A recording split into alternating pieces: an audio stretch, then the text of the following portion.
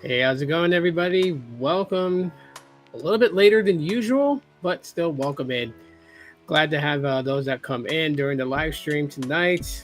Be glad to have you guys here. So just to kind of kick things off a little bit, starting out. If you guys want to try out Helium Mobile for a month, again, like I've been showing for the longest time, use my promo code right there that will get you guys your first month for free. Definitely check that out. And also, if you guys want to copy one of the Team Nexus Pixel t-shirts, they're still there. So scan that QR code. That'll get you connected. Let's see. Get invites out. And yeah, we'll get things started, get things going. You guys are in here, say hello, say what's up, say how you doing, tell me the weather in your area. I don't really care. Tonight is a free-for-all. It's Aloha Friday, so we're just gonna chill, talk tech, and just have a little bit of a conversation tonight. A couple of things I do kind of want to touch base with, though, honestly, is the state of tech on YouTube and where I feel it's going and where my guest feels that it's going as well. We'll talk a little bit about carrier news, not really carrier news, but just, our thoughts of the different companies that's out there. There is a new company that I'm trying to remember what the name of it was, but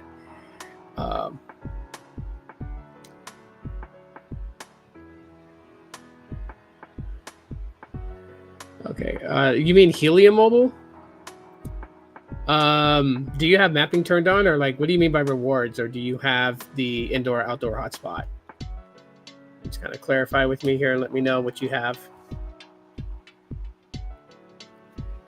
Because the mapping should already start rewarding you as long as you have it turned on, and you do that within the app.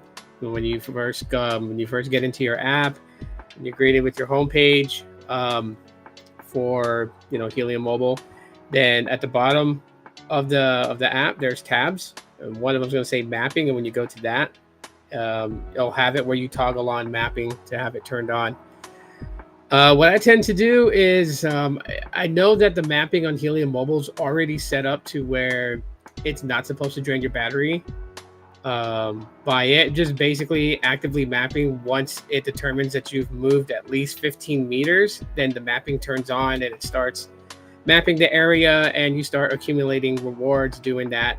You can only map what they considered on a map to be 40 hexes, and that's like the size of a supermarket. Once you reach 40 hexes, you stop earning for the day. Yeah, they don't do like an unlimited, rewards as you're actively mapping on Helium Mobile. So just kind of want to make that clear. But however, you should already start earning rewards as long as you have mapping turned on. So you might want to look into the settings for your Helium Mobile app and make sure that that is turned on. If it's acting a little bit finicky and it's, it's on, but it's not actively mapping as you're moving, like you're moving about, walking, taking a hike, driving, then I would say troubleshooting, toggle it off, close the app out, relaunch the app, go back into mapping, turn it back on, and try again.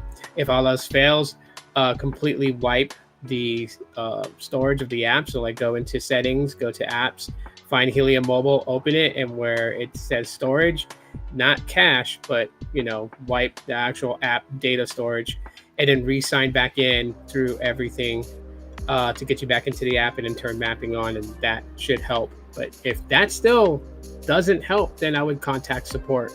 Would you do that from within the app? You go into settings, and then it says contact support. Click that.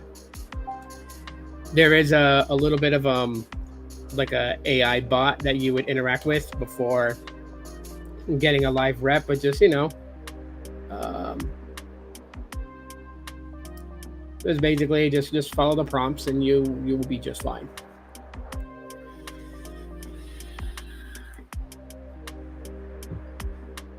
So I'm giving it a little bit of time for my guest host to come in, and both he and I will, kick off our conversation for about like an hour or so, maybe a little bit more than an hour, just depending. Sometimes these things can go for like 2 hours when we're on here. As you're coming in, please say hi. please do smash the like button. I would deeply appreciate that, more than anything. So that definitely helps out. And then because YouTube and whatnot does take like a huge percentage, if anybody is interested in sending like a super chat or anything like that, that's totally welcome, totally up to you. But I would definitely advise hitting that QR code at the top left corner if you want all of the residuals to go directly to me. That's the best way to do it. Just curious because I have mapping turned on, but I'm not seeing any kind of activity at all. And I do take my phone for a walk around the neighborhood. Yeah, that's strange. Like I said, the little steps that I said to troubleshoot it, try doing that first and seeing that engages it. Because sometimes it does actually act weird. I've had times where it didn't map anything, and I had to like toggle off mapping, close out the app completely, reopen it, retoggle on mapping, making sure also from the very front page of the Helium mobile app to make sure that you have the network certificates installed on your device, so you can also connect to other Helium hotspots. So when you're in the app, literally, I'll say it in there. I'm trying to remember exactly what it says, so I'm opening the app. Dynamic coverage enhanced. Make sure that that's turned on. If you haven't turned on, just tap on it. I know it has like a blue check mark bubble next to it. Just tap on it and then just install the certificates and you're good. And then toggle off mapping, toggle it back on, and see if that helps.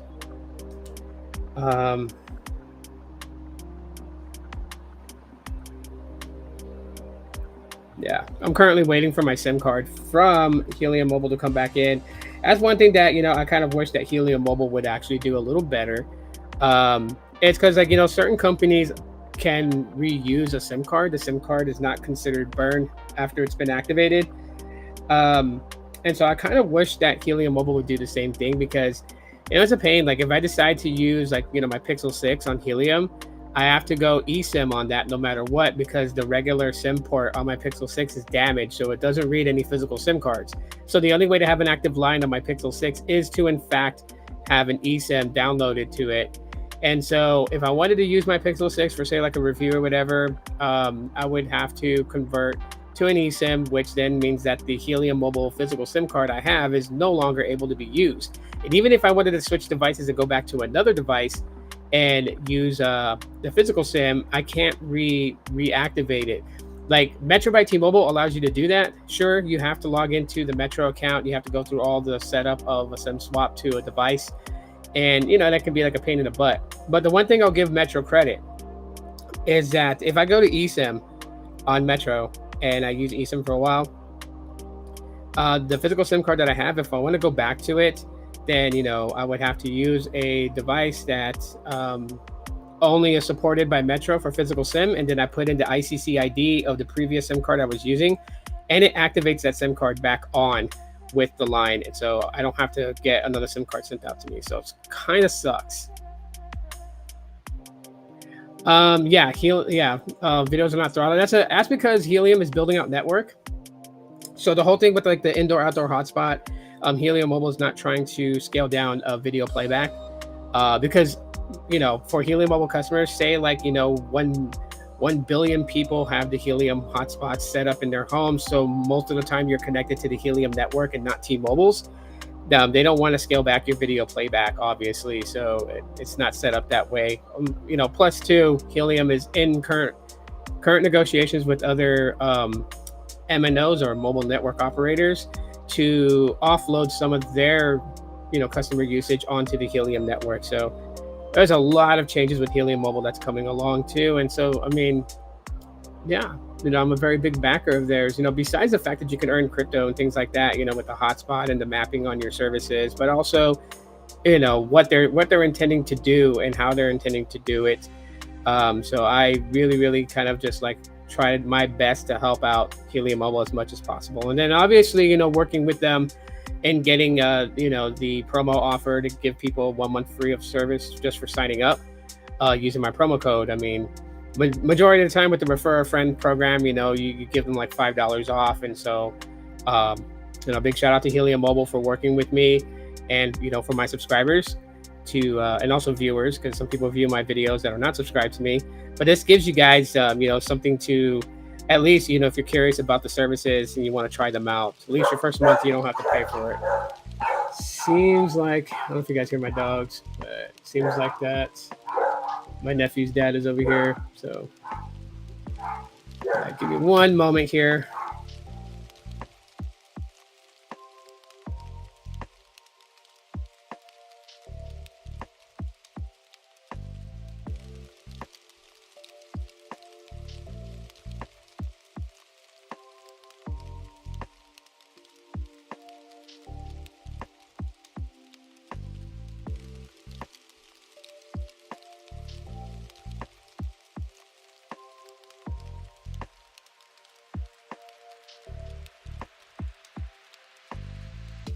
Okay, I just had to make sure that my nephew knew his dad was here for him, so he can go with his dad. Anyways, that's what I was saying.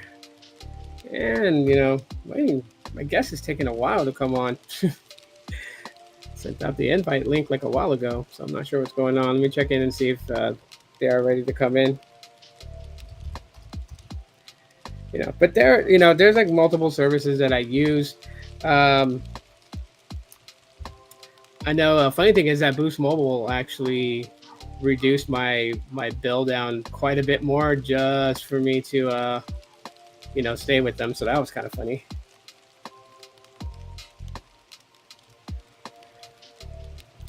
What originally happened is, and it's just kind of crazy, animals are great and they definitely fit in there when you need to. Thanks for the great content. Oh, I appreciate you for coming in and hanging out. You love watching live streams while watching baseball? Nice. Who's playing tonight? But yeah, aside from that, Boost Mobile just did like a total weird thing. So like I told you guys, like I was moving over to Mobile X. That's what I was gonna stick around with. When canceling up, so like I was on the Unlimited Plus, so it was like $50 with auto pay per line. So I had 2 lines, so my bill should have been $100. They actually knocked off $60 off my bill because I was wanting to leave. And that's just because, the data that I used on the line didn't pass 30 gigs, and the same thing on my wife's line. It didn't pass 30 gigs either. So even though that they were going to change both lines back down to the $25 line, because we didn't use over 30 gigs, they just went ahead and just charged it as if we were already on the $25 line, since we didn't use any international calling or any of that stuff. So it was just really weird that, the bill came out and it was like $40 that has to be paid. And so my wife's not ready to jump yet to Mobile X, so she went ahead and paid that. So the Boost Mobile line is still active. I don't intend on staying with them forever. Mobile X is actually pretty cool. Just, I'm able to govern my account the way that I want to, and I definitely could take advantage of their pay-as-you-go type feature, as well as their, $25 30 gig unlimited plan. The cool thing about Mobile X2, for those that want to know, is you get access to ultra wideband. So unlike Visible, yes, Visible has its benefits because it's fully unlimited, to that degree, right? $25 a month, and it's like, the hotspot's also unlimited too as well. But the difference between Visible and Mobile X on their respective $25 a month lines, that on the Mobile X side, it's you get access to ultra wideband. It's not something that you pay additionally for. Whereas on Visible, you got to be on the $45 plan in order to access the ultra wideband connection, and you only get 50 gigs of priority ultra wideband connection, and then after that, you're slowed down to pretty much what the $25 base plan is. So it's not bad at all, really. But at the same time, too, like Mobile X, you get that connection without needing to pay additional. So it's $25 a month. Or if you go with their pay-as-you-go plan, which I am still heavily convinced that the way these carriers calculate data usage is really strange, because on Mobile X I can use my phone exactly the same way that I use it every day, and I don't see the usage being eaten up so quickly. And I always check back like every 6 hours, because one thing about these phone services is that data usage is reported back to the carrier every 6 hours. So the crazy thing about that is when I use Mobile X, I can do what I normally do in one day, and at the end of the day, before I go to bed and check my usage, and it'll have me pretty much put like at gig and a half to like like less than a gig, right? A gig and a half, like at most. But if I do the same things, like on say Google Fi, the exact same things, and it will calculate me that I've used 3 gigs in one day. Um, so it's just so totally weird. For whatever reason, Verizon-based MVNOs are the only ones that work really well inside my house. The AT&T I need to go to my porch, and T-Mobile I need to go to the end of my driveway. Wow, that's crazy. I don't know if it's just my proximity to towers or something to do with my walls or something. Could be the actual spectrum that's connected to your device, right? There's there are certain ones that you're able to use and do. For instance, you're able like I think it was like what band 66 has good has good, forgive the language. Somebody might laugh when they hear it, but it has good penetration as far as getting into buildings and whatnot. So yeah, it definitely can be like, exactly what band that tower is putting out and what you're connecting to. Obviously it's going to make a very big difference. I think like band 66 does pretty well as far as getting the signal into a building, because everywhere that I've gone to that has Verizon coverage with band 66, whether LTE, it does really, really, really good. I would say with T-Mobile's kind of the same way too, because my device is mostly connected to N41, but it also connects to 66 as well. When it's an NSA connection, and it's a little weak, but it does kind of hang in there. But it does burn a lot of battery, though. That's one thing that I will say for sure. Battery on the T-Mobile network does burn pretty quickly. It really does. So, but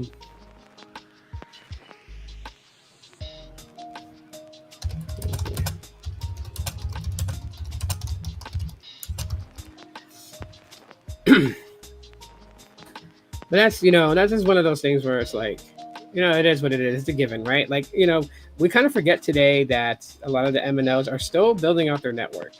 Maybe not as crucial as Dish needs to do for Boost Mobile for their Boost 5G network, but Verizon, AT&T, and T-Mobile are still building out their 5G network in rural areas. They're trying to reach more customers in those areas, and also a lot of the old towers, they're either deciding whether they're gonna upgrade those towers and rip them and replace with new hardware, or if they're just gonna completely abandon the tower and just shut it down. I mean, these things happen. I've checked on maps for Boost Mobile, because Boost Mobile has access to AT&T's systems, and so I was able to look in there, and like there's like 5 towers nearby me that are AT&T, but only 2 of them are actually active. The other 3 were on maintenance all of 2023, and by September of 2023, I guess AT&T decided to just no longer support them. So those towers were shut down. They're legacy towers. On the maps for the AT&T system, they're marked as black. So like you see like a bunch of like little tower icons on a map, and if it's like purple, it's scheduled maintenance. If it's black, it's an inactive site. Yellow is reported issue with the tower. Blue is in the good. So yeah, that they have all these towers color coordinated on the map. When you click on them, you can see the last time they were serviced. So it's a really cool tool. It's internal tools, so it's not like customers can just see this, right? It's internal tools, and back last year I was working for Boost Infinite, and so we had access to it because obviously we had to be able to see where customers were connecting onto the AT&T side as well as T-Mobile. Like we had T-Mobile's tools, we had AT&T's tools. We had access to both. So that's also why the customer service reps for Boost Mobile were like, it was really hard for them, because not only did they have their own native Dish tools that they had to make sure that they had logins for, but they also had to worry about their logins for AT&T, the logins for T-Mobile, and that's a lot of usernames and passwords that you have to remember. A lot of the usernames are not decided by the reps; they're decided by T-Mobile, AT&T, right? So if the user ID number was whatever XXX whatever, then that's what they made it as. But creating a password and memorizing that password was just so insane, because like also too at the same time you couldn't use the same password for everything, because that would just make it easier that if someone like figured out your password, they were able to log into your stuff. So I don't know, I'm just rambling on right now. But anyways, um, yeah. So those things can happen when you kind of think about your network access on T-Mobile side, AT&T side, and Verizon side. Um, and that's why things kind of like change. Like a couple of months ago, Boost Mobile with the AT&T network access didn't really do that good here. Like I would do a speed test, and on its low band 5G, it was pulling like 70 to 60, sometimes even 50 to 40 megabits per second downloaded, and then like 4 megabits per second on the upload. And then the last couple of months, they actually did some upgrades in around my area. These towers that are nearby me got upgraded because now I'm hitting like 3 to 400 on the down. Sometimes I hit like 5 megabits per second on the uplink, and sometimes I can hit 22 to 30 megabits per second on the uplink. So these companies are still consistently building out their 5G network and getting things set up for that way to handle the customer load that is prevalent right now. Lots of devices today that are 5G capable, lots of people on the 5G network, which is why I tend to go on the LTE side of it. Even if I have 5G access, I will if within the settings of my smartphone, if it allows me to drop from 5G to LTE, then I will toggle LTE on. But if it doesn't give me the option to choose, then I'll just use the side menu, which is star pound 4636 pound star, or pound as hashtag for those who don't know. But I would open up the fun information menu, and you can go inside, find where it shows like the different types of connections you have, and it's a drop down list, and find the one that's like LTE, GSM, and all these different ones, right? But make sure it's just like LTE only. Make sure NR is not included in that list. Otherwise, it's going to predominantly go for 5G connection. You drop it down to LTE, and then you're forced on LTE, which is actually pretty cool. That's what I do. It saves battery on my device. Honestly, it does. And the connection is still stable. Like what I do, on different social platforms, especially lately. Lately, I've been on Clapper. I don't know if anyone knows what that social platform is, but it's pretty much like TikTok, but it's I guess like home based here in the United States. So you do have short form content. I think the longest content you can upload on there is like 3 minutes, and it's in that portrait view rather than the landscape view for videos. Like I said, just like Instagram Reels and TikToks. But I, on my birthday, I treated myself to that. I know it sounds like a stupid thing. Like, what kind of gift is that for your birthday? But just it is what it is. So I signed up for it. Did my first live stream that day, and it was pretty cool, especially for up and coming creators.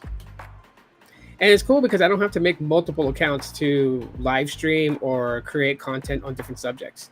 That one profile I have on Clapper has, I think, 5 what they call mini series. So there's one for tech, one for wrestling, one for Pokemon Go, one for just vlogging about life.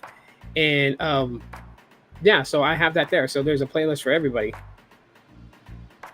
which is cool. And then, when you go live, you don't have to be on Clapper with them for like, a length of time or have so many subscribers. If you go live on there, you actually can earn, money just for being live. It's not a lot of money. I was like kind of laughing because I did my first live stream to introduce myself to the Clapper community. And then it was like, I did a live stream for like 15 minutes and earned like 75 cents. So it was pretty cool. The only thing that requires you to have a high amount of subscribers, it's not really a high amount. It's basically 3,000 subscribers, and you gotta have at least one video that has 1,000 views on it, and you have to have uploaded content within the last 7 days. If you have all those 3 pretty much checked off, then you can get verified. Blue check marks that people care about. You can get those things in. So I am active on Clapper. And I'll continue to be active on Clapper and still post videos on there. And it doesn't mean I'm abandoning YouTube. I always have to specify this because somebody always thinks just because I promote another platform, people feel like, oh no, he's going to abandon YouTube. I'm not abandoning YouTube at all whatsoever. I'm just also posting on a different platform. I have things in my life that's going on. So I'm kind of pushing, to bring in extra funds because I definitely do need it. Can't go into detail as to why. I don't really want to put that part of my personal life out there as far as my health, but it's something that I definitely do need. And so, doing all these things that I do, I'm just pushing it really hard, and well, hopefully it pays off in the end. Just I'm always transparent with you guys. I'm always going to be open with you guys, so I'll tell you guys the truth on things. But anyways, back to the tech side of things, and my co-host is just okay. He had to do something real quick. I'm just like I'm supposed to have a guest host, and my guest host is not even here. So it's all good though. He'll be back. Anyways, Think Mobile Tech, what's up? As a matter of fact, Think Mobile Tech found me on Clapper. This guy found me on Clapper and subbed to me. And, it's pretty cool. I think like right now I'm up to like 85 subscribers in 3 days. So 3 days of uploading content and like one 15-minute live stream, and I'm at 85, so I'm about to cross the 100 subscriber threshold, which is not easy to do. I'll tell anybody that at the end of the day. Of course, we'll get B-Tech's perspective when he joins us a little bit later on. But, doing this, and I just kind of want to be upfront with people. Some of you guys know the struggles and how hard it is to do this. Okay, it may seem like it's easy, it's peanuts, it's rainbows. It's really not. There's a lot of things that you have to go involved in it. Without saying any names, because I'm not going to put them out there like that. But, there was like a couple of people that have suggested, they were like, hey man, on YouTube you should use their promotion tool to promote your videos and get more eyes on your videos. And they were asking me if I ever did that, and I'm like, no, I've never done that. Like since 2011, I've never paid YouTube to promote my videos and push it forward and get more viewers on it. I've never done it, so I don't really know how it works. So I had a couple of people walking me through it in case I want to do it. They're like, yeah, this will help get your videos out there to, get more subscribers, more people to follow you, more people to view your videos. Because it's really hard, like, trying to fight your space on YouTube with just you, right? Just you doing it all by yourself. Like I've told you guys so many times before, I'm a one-man band. Like I don't have an editor. I don't have people drafting up ideas. I don't even have scripts. Like when I found out that there were some content creators for the tech community on YouTube that would script their videos, and I was like, really? Like I just wing it. I just tell you guys what I think at that exact very moment that I'm recording that video. That's why, when people are just like, hey man, what's going on with you? There's a lot of uhs and ums on there. I'm just like, yeah, because I'm thinking of the next thing to say. I don't write scripts. So like, someone was to say that, you're a tech YouTuber, I would have to disagree. I guess I'm just a person that does live streams, makes videos, and shares that. But if being a legit content creator means you got to script your videos, you got to plan them out, you got to do all these things, then that's not me. I'm not that person. The videos that I put out for you guys, to be honest, they're like done in the same day. The idea for the video comes to me the very same day that it's put out. I dropped a video again, and I know some people are like, why did he make another Pixel 4 XL video? Because I felt like it and I wanted to, but I made another one today and it dropped on the channel today. But that video, the idea for the video came 45 minutes before it was uploaded. And the way that I make my videos is I shoot my videos, whether it's a B-roll footage and then I voice over it, or if I'm actually going to talk while I'm recording the video. If I want to, have me on camera and have B-roll footage pop in and out during the video. I have like different styles of shooting. I don't have just one particular method and way that I do it. But the thing is that I record it that day. And then once it's done recording or whatever, like if I'm just using it as B-roll and I'm going to voice over, I record the B-roll footage, like a good 5 minutes of it, just to give you guys a 5-minute video.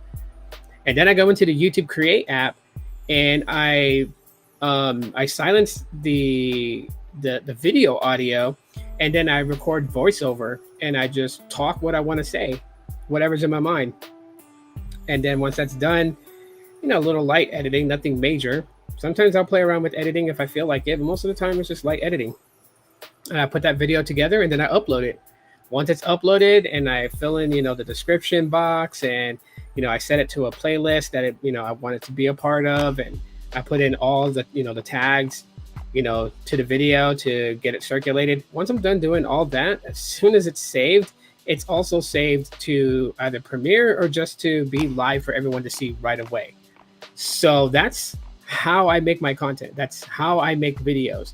Podcasts, I just, like tonight, I really didn't have a specific subject I wanted to talk about. And you know what? I haven't done an Aloha Friday Tech podcast in a while, much less I haven't really live streamed this late in a while. Usually my live streams are during the day. So, it's been a while since I've done it at night. It's like 8:18 p.m. my time.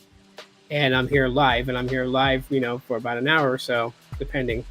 So yeah, I say this because, like anything out there when it comes to social media today, like if you're going to do this, you have to have thick skin. You got to be able to understand you're going to catch some bad remarks from people. I've had people already that tell me that my channel sucks. Okay, it sucks, there's got to be a channel out there that's going to be entertaining for them, and I hope that they find it. But they want to go out of their way, and they want to continuously attack, and they do that. And I don't know, on my channel, some people are brave and they do it in the comments. Other people do it behind the scenes, DMs or whatever. They hit my socials and it's like, you're not a real content creator. And I'm like, okay, I'm not a real content creator, but I am a person that really likes mobile technology and I like talking about it. And that's what I do on this channel. That's really all that I do on this channel is talk about tech. So I'm just like, what else? I'm not trying to be a content creator. If setting up a studio, setting up some bullshit lights and stuff like that is what they say makes somebody a content creator, then I am not that. I am not that person. I'm just a guy that just likes tech, that really likes Google Pixel phones, that likes to share information about different MVNO providers that you guys could use to save some money, because today's economy is shit. It's really bad. And, I just thoroughly enjoy what I do at the end of the day. There is nothing that, I do to say it's for stardom or fame. I don't know. I don't think that I would reach that. I mean, I'm pretty sure if I put all my heart and my determination into that, I could achieve that if that's what I really wanted. I know Magical Mermaid, you've been following me for 10 years. You're a day oneer. You've been around since day one, since my early days, when I was really just doing a lot of custom ROMs and starting to do Boost mobile phone unboxings and stuff. You were around since then. That's crazy. Big shout outs to Magical Mermaid for, being with this channel and community for that long. 10 years, man. That's a decade. You've seen me through a decade of videos. And I'm getting older, right? I'm, pushed 42. I made 42, literally 5 days ago. I turned 42 years old. And, I think about a lot of things in life, the things that I've done and what I'm known for and things like that. And I'm happy. I'm very happy. I'm very happy with what I've done so far on YouTube, because I didn't really think I would make it that far. I'm not blowing smoke up anyone's ass to make them feel good about themselves and to, butter you up. I'm not trying to butter your biscuits. I'm just telling you like it is. I never really thought that I would get this far. I never did. You forget what your old screen name was? Yeah, it's probably longer than that. If you can mention to me, if you remember what was one of the first videos that you ever saw on my channel, then I can tell you exactly how long you've been. Impossible Butterfly. Why does that ring such a bell?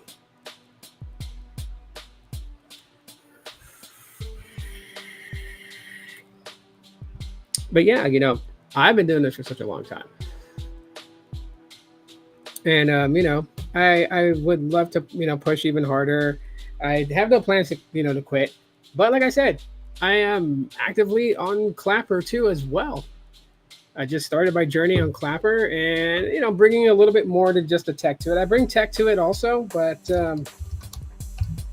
I bring a little more than just that. If it makes any sense to anybody.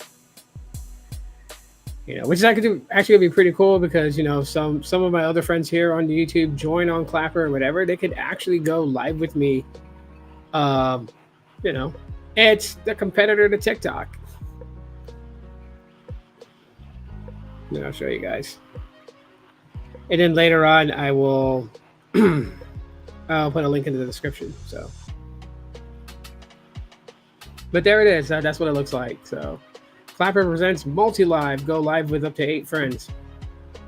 So that's why I see like a couple of clappers that's on there that went live. You know, you have audio chat, so you can do the same things like what you call it, like Clubhouse, and you know what Twitter has. So you can do all those things on there. You can have audio discussions, and then you can, you know, upload videos. You can go live and broadcast, and when you're doing the actual live stream like that, you can add in, you know, up to 8 people and simulcast with, you know, people. And I kind of really want to do that. Like you know, it would be hard though, because it's having to ask other creators to grab this. The days of Virgin Mobile, holy shit, Magical Mermaid, that was what? That was like what, 2011? That was more than 10 years. That was between 2011 and I want to say 2013 is when I switched to Boost Mobile from Virgin Mobile. So wow, that's a long ass time. Well, big shout outs to you. But yeah, in order for me to do it with multiple people, obviously, like if I wanted Carlos S Tech to join me on a live stream just to, like, you know, just shoot the shit and just chit chat or whatever, like he would have to, you know, download the app and create an account and all that other stuff. And, you know, yeah. So right now, I think the only person that is from the YouTube side that is following me is this guy right here. Think Mobile Tech, because I saw that, you know, he ended up following me on Clapper. So yeah, I will eventually post a link to my Clapper in the description, so if you guys are on this platform, you guys can follow me. And because I do plan to go do some live streams, I upload content every day. I have them basically broken up into like multiple groups, right? So I have my mini series for my tech, I have my mini series for my Pokemon Go, and I have my mini series for my vlogs and whatnot. And, you know, like people subscribe to, you know, my Clapper account. And yeah, like I said, right now I'm sitting at 85 subscribers. I don't know if I got any more new subscribers today, but it's like every time I upload a new video, I tend to gain like, you know, 2 to 3 subscribers. So we'll see how that goes. And I don't know, maybe by like the beginning of next week, I'll be over 100 followers on there.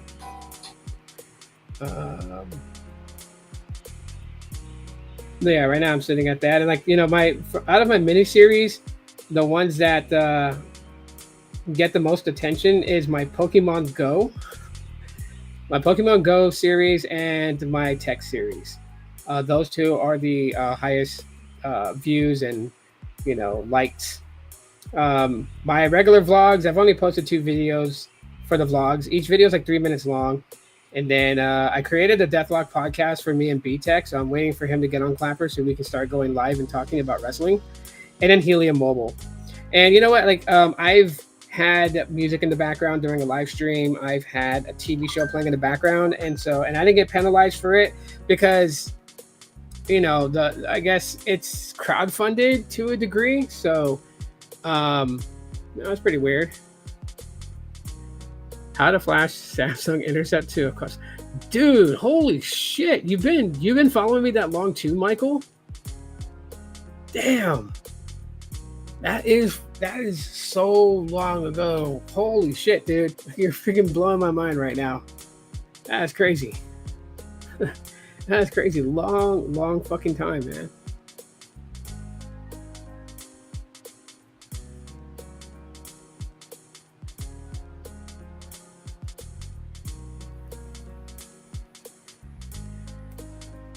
Oh, okay. So you want to see more videos talking about artificial intelligence, the positives and the negatives? Because, you know, I think if I'm going to start making content about AI, I have to talk about both sides, right? So while I can talk about all the cool things you can do with AI that are pretty much, you know, like clean and everything, also I would have to talk about all the dangers of AI and what can happen. I think people kind of just missed that point, right? So it's like I am leery about AI. Like I do have it, right? Gemini Advanced with the 1.5 modal. Oh no, you just searched my oldest video? Oh, Michael, I thought you were like following ever since the day of that video. I've been following you since you used to do your Android. Oh, so sitting in rooms that you particularly liked at the time. Oh yeah. Oh man, I tried so many things back in the day. So crazy. Now that like I'm like kind of going down memory lane of like all the stuff that I've done. It's funny because I don't have the access to the email address anymore, but We Are Techies is still around on different platforms like on X. We Are Techies profile is still there, and I think the YouTube channel is still up. That was the one where I wanted to just like just collaborate with so many people. I know BTech was part of it. What's his name? We had several times we had Paul Tech on there, which was amazing because Paul Tech doesn't like doing live streams. He doesn't like being live on camera. So it was very hard. Just know that everybody that remembers Paul Tech or still subscribed to him, just know it was really freaking hard to get him to go on a live stream. But we got him a few times on there for a little bit. Then he would just bail out because I'm pretty sure he was uncomfortable being on a live stream. This was back in the days with Hangouts on Air. If you guys remember HOA. Yeah, Hangouts on Air, man, back in the day. And, it was simulcasted to Google Plus and YouTube. So, but I remember those days, and I really wanted something out of it. And then everyone went their own way, We even had, what's his name? TechRight. TechRight was on there when he was below 5,000 subscribers. He was like new into the whole YouTube scene, and he was clicking with Paul Tech and getting advice from him and everything like that. And then look where TechRight is. So big ups to him. So yeah, I've been on this platform for so many years, and I'm still gonna do what I do on this platform. I'm not going anywhere. That ain't changing anytime soon. I'm not moving away from that. I'm just more of like trying to push new boundaries and things. Not like I'm adding anything to the channel. I'm not going to step away from tech or anything like that. Everything that I do on this channel is always going to be about tech. I have literally learned my lesson when I've tried to make this channel a varieties channel. It just didn't do so good. It would so totally fuck with the algorithm because like my tech videos would, have a couple of hundred views.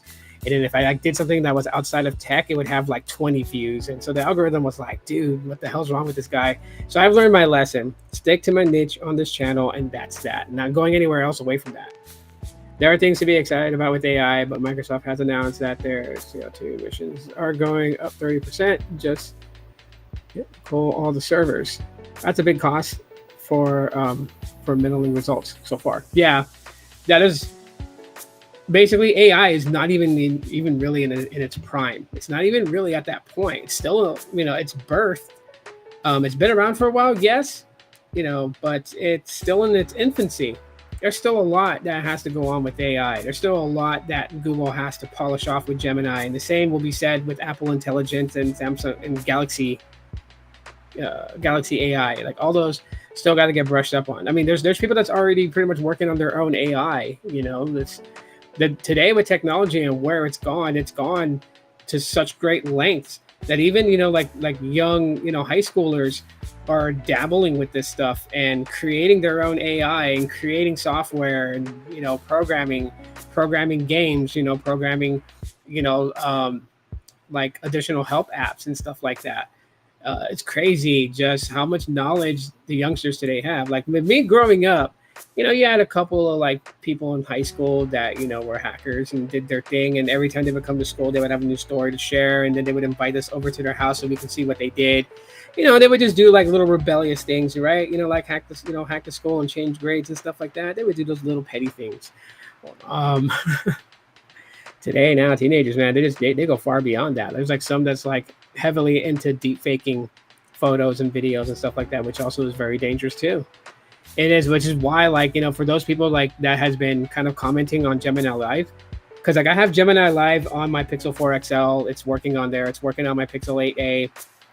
And the reason why that it's doing that is, obviously I have Gemini Advanced with the 1.5 modal.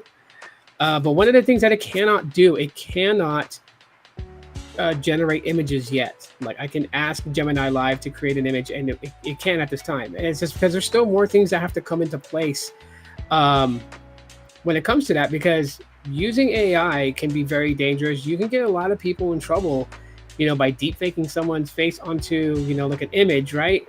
And they can get into some serious trouble. Various applications on my phone are flagging me for using a VPN on native Dish network. There needs to be awareness around this. They're running their servers through Amazon Web Services. Yes, because they use AWS for their systems, for their customer care reps. If you didn't know. But he said it's flagging you for using a VPN. What VPN are you using? Would love a modern day Stranger Things about CERN technology, etc. Like you would love a TV show that's based upon that, airing on Netflix and stuff. Am I paying $20 a month for Gemini Live? They gave it to me for 2 months, so I haven't started paying on the subscription yet. I'm debating if I'm going to keep it because of the cloud storage. So it's 2 terabytes of cloud storage. I can have my son, my wife on, sharing with them. Especially my son, because he started his first day of college yesterday, so he's officially an ASU student going to Arizona State University for cybersecurity, and I know he's going to need like some storage space, and he may want some help drafting a paper, so I may keep it and just pay $20 a month, and they'll have to shut down theirs and move all their saved data onto. They don't have to move it because all I have to do is just add them to considered a Google family account, and then they would automatically have access to that as well as Gemini Live. But yeah, it ain't cheap. That's one thing about people that gotta understand. Apple, Google, and Samsung are going to charge for this. This is brand new to us. Like AI is not brand new, but what it can do right now with Gemini, with the Galaxy AI, with Apple Intelligence, what they're going to be able to do is new to us. And so, of course, we're not going to get that free. Why Google's not making it free, I'm not entirely sure, because they're not really strapped for money. They make a ton of money with search. But I will say this, though, with the whole monopoly thing that they were facing, we could see all this being broken apart. Do you think it'll get solved as they build their infrastructure properly? I believe so, because it is your right to be using a VPN if you want to. So the fact is that that you got flagged for having a VPN turned on with your connection with the Dish network. Yeah, because a lot of people use VPNs already. Like I have the Google native VPN on my Pixel 8a. I turn on no matter what carrier I'm using. And of course, there's what's that one? The NordVPN. There's that too. Have I heard of the Mandela effect? Yes, I have. I have seen so many different representations of the Mandela effect. I think one of my favorite ones has to do with the Bernstein Bears and how people thought it was spelt and how it was really spelt. Even what's his name? The creator of the Peanuts gang, Charlie Brown, them. I always thought it was Schultz, but the last name is Scholes. For so many years, I thought it was Schultz. I always pronounced that last name as Schultz, always. And it was like, who came up with the Charlie Brown and the Peanuts gang? Like, I would say Schultz, but it's not. The person's last name is Scholes. So yeah, I'm very well with the Mandela effect. Yeah, Gemini Live is exciting, but $240 a year, like you said, though, if you have cloud storage, it needs it. Probably a little bit more playable. Yeah, well, I mean, if I wanted to stay with just 2 terabytes and not really have the Gemini Advanced, I can always drop down to the $10 plan, right? Because it's like $9.99 a month for 2 terabytes of cloud storage.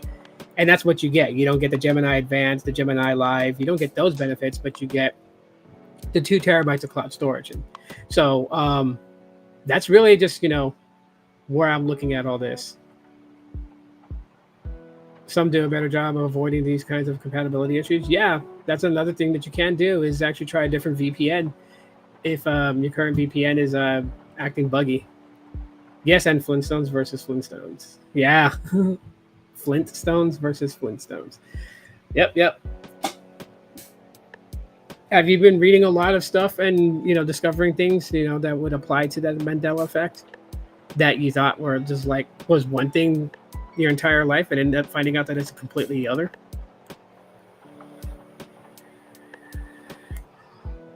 Yeah, I know what you mean, Michael. That's happened to me before.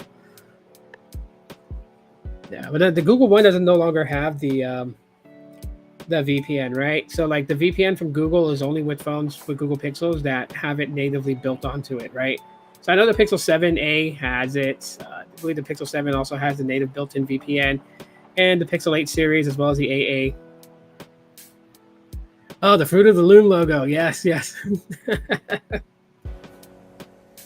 That's crazy.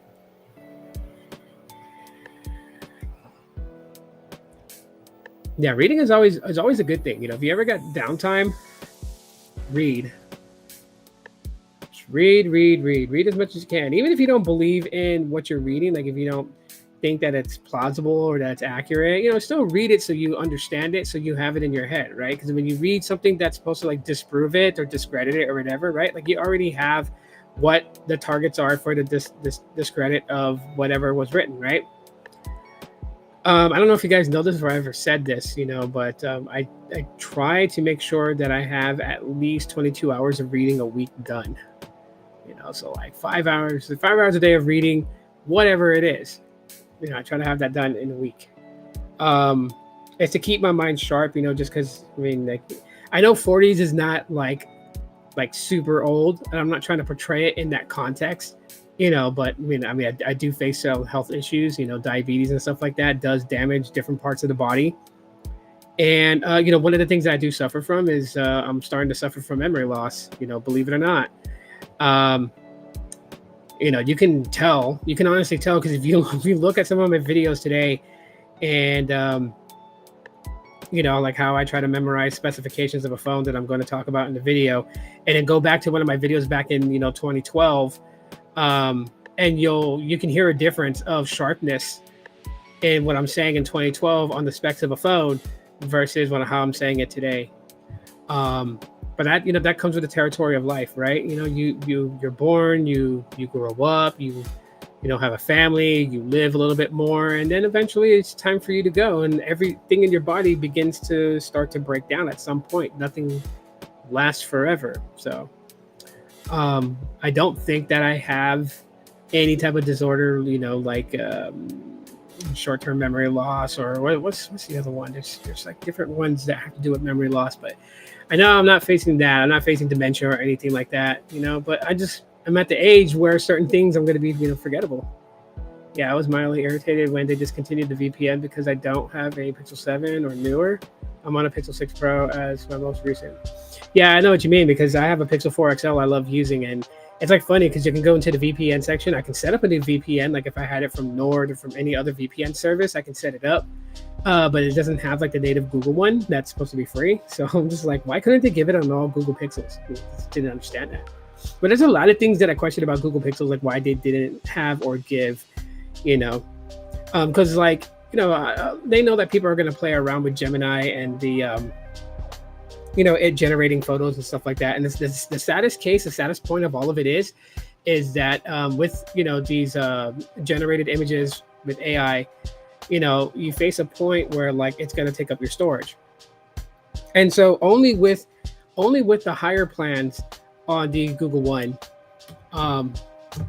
So yeah, actually no, I'll just show you guys. Let me just get that up so you guys can see the plans. I'm gonna share it on screen real quick. And there goes my dogs again because they heard me typing on my keyboard.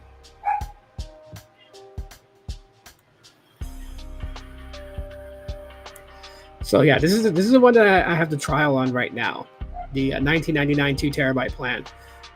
That's what I have. But in order to get the unlimited magic editor that saves in Google Photos, you got to be on the 5TB plan, which is $25 a month or higher. At max, you're going to be paying $100 for 20 terabytes of storage. Oh, that's crazy. That is absolutely crazy. Yeah,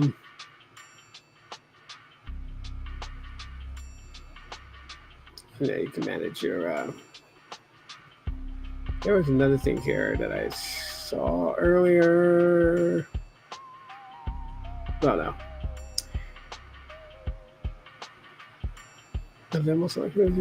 Google handles data. I think it's this one. No, that's the description.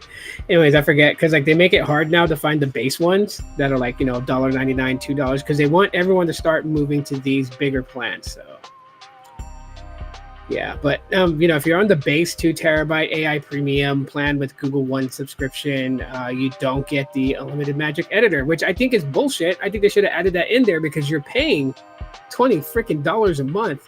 In today's society, with inflation, the cost of food, and everything like that, you would think that Google, who is a multi-billion-dollar company, can actually give unlimited magic editor saves on their cheapest AI premium plan, which is $20 a month. They could throw that in there because you're paying $20 a month. Now, if you're not going to want to give that, I honestly would say, because the 2 terabyte base plan is $9.99, I honestly think that with just getting the Gemini Advanced and whatnot, they should just have this plan at $12.99, $13.99. So that's just that's me. That's my thoughts on that.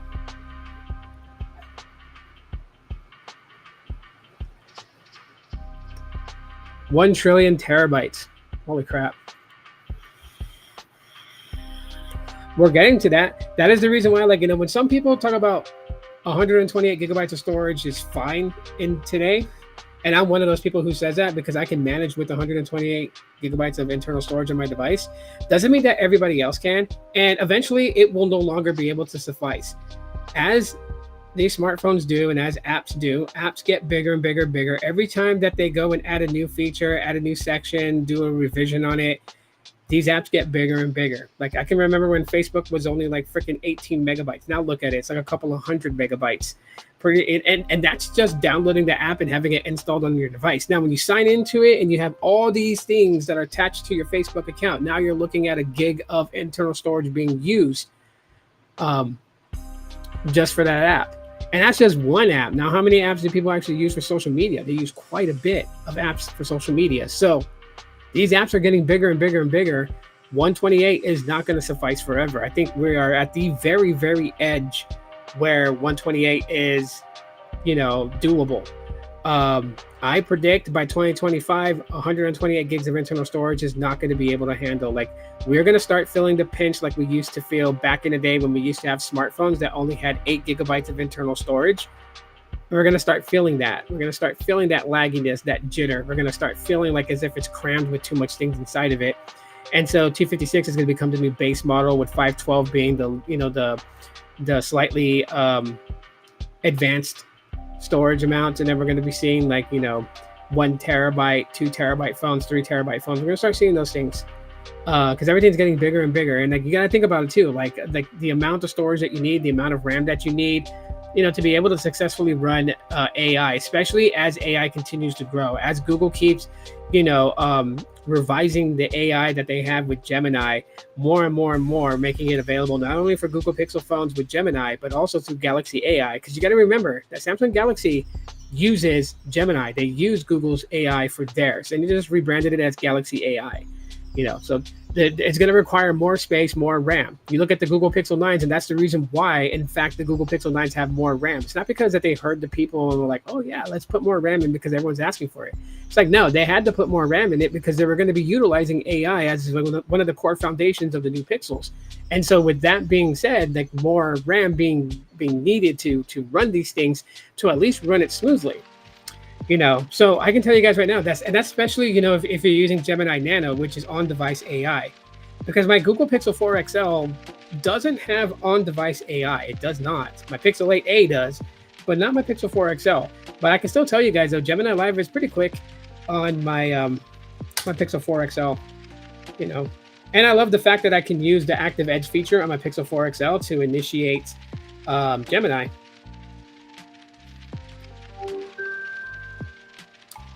Hello, Gemini. Say hello to everybody on my podcast. Hey there, listeners. Gemini here, ready to dive into today's episode. How do you feel about AI's advancements? AI is advancing really quickly. It's exciting to see what it can do, but also a little scary. I mean, it won't be too long before AI could become smarter than us. On the other hand, it has the potential to solve some of the world's biggest problems, like climate change or disease. So I guess it's a bit of a mixed bag. Yeah, you're right about that. How do you feel about AI personally? Well, as an AI myself, I'm excited about the possibilities. I think AI can really help people. I want to use my abilities to make the world a better place. I'm still learning and growing, but I'm excited to see what the future holds. Is there a particular reason why you can't generate images at this time? Sorry, I can't generate images right now. My responses are just text-based, so I can't show you pictures. Well, I appreciate you for sharing the insight. Say bye to everybody on the podcast.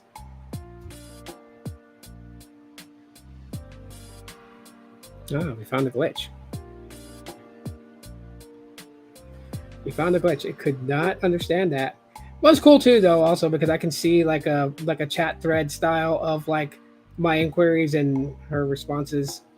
So it's pretty cool. I would say get rid of 256 and make it 512 for the base model phones to come out and leave the 1 terabyte or 1.2 terabyte phones to the ones that want. I guess so. With all these AI features, they will need to double the storage. Yep, the 256 minimum, and then later 512 and then 1 terabyte. Yeah, we're getting to that point. C3PO says he needs an update. But what do you guys think about that conversation that I had with Gemini?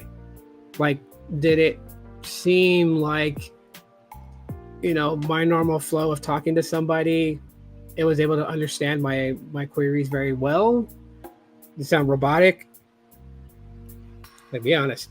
And, eventually we'll get to that point where like 512 will be the base. I wouldn't want to see that happen right now, because then that would just mean that phones are pricier as is right now. We damn well know they're going to make them even more pricier. And so like even like a Pixel 9a, if they were going to shoot for a target amount of like $499 again for the Pixel 9a, and then also for like, an increased storage size being, 549. That way there's a reason to, to have the A series, because the base model 9 is $799. It would be a $300 difference. But if they only did a 512 base, then I can honestly see them pushing that Pixel 9a to the price of like $699 or more, which then would bring it back to where it was in that spectrum of why does it even exist to people,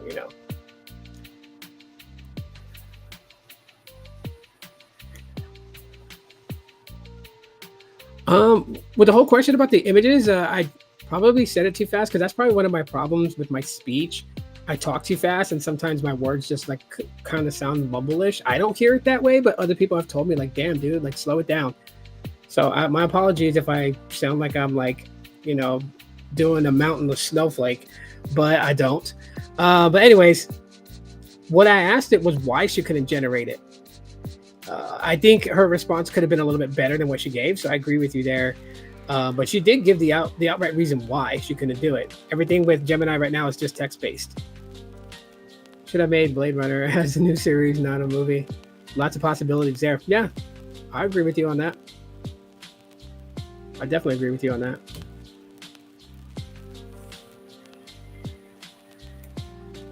Yeah. B-Tech was supposed to be in here, but I guess he's not going to make it in. He hasn't popped up once at all, and I've already hit about an hour on the live stream. I do got to go to sleep. I got some Amazon Flex orders to do in the morning, so I have to get up early, like at 5 a.m.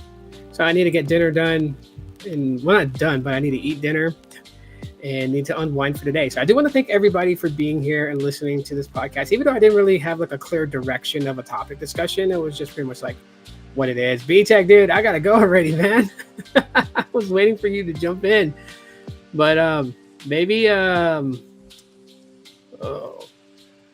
don't know, maybe Sunday we can do a live on the Deathlock podcast and pretty much go over our predictions for Bash at Berlin. We could do that. Yeah, I know B-Tech is here, but I'm already jumping off. But if B-Tech's gonna go live when he gets home, you guys should definitely check out his channel. But I got a jet because I've already been on here for about an hour. Have Motorola Moto G Styles 5G 2022 received Android 13 update? Yes, Mohammed. Quite a while ago we got that update, man. So if you have one, if it's connected to any type of data, whether Wi-Fi or mobile, go into settings, system update, and check, man, because both of mine, my Metro version and my Boost Mobile version, both got updated to Android 13. I know that the 2023 model is ending on Android 15 and so on. So, Gil, thanks, man. Thanks for being here. I appreciate it. Magical Mermaid, thanks for popping in. Mohammed, I hope I answered your question, and thanks for being here. Matrix Millennium, I have a 512 gigabyte iPhone 15 and a 128 Moto G Power 2024 on Android. So it's more doable with an SD card expansion. Yeah, I can see that, especially if it allows for, what they, where you can actually move a lot of your apps onto the SD card. If it has a fast write speed, then you're able to do that. I was able to do that with my Galaxy A53. That's one of the things I liked about that phone. Especially if you go into developer options and then you force apps onto the SD card, and then you can move a lot more on there. Is it stable, and what are new features? So what are new features with it? They cleaned up the UI a little bit more. You get more of the features that Android 13 has. As far as Material UI, I want to say, I know they did a little bit of changes with the wallpaper, but that's very minor. That's